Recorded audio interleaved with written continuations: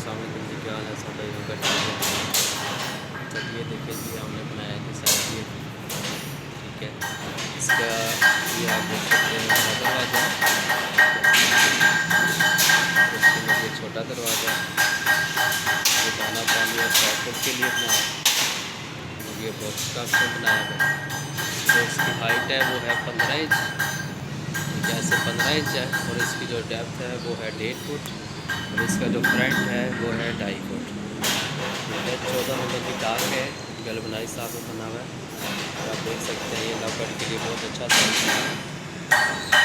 और इसके ऊपर एक और खाना भी आ सकता है, यहाँ पे एक और खाना भी आ सकता है इसके ऊपर। ठीक है, बाकी आप ये देख सकते हैं।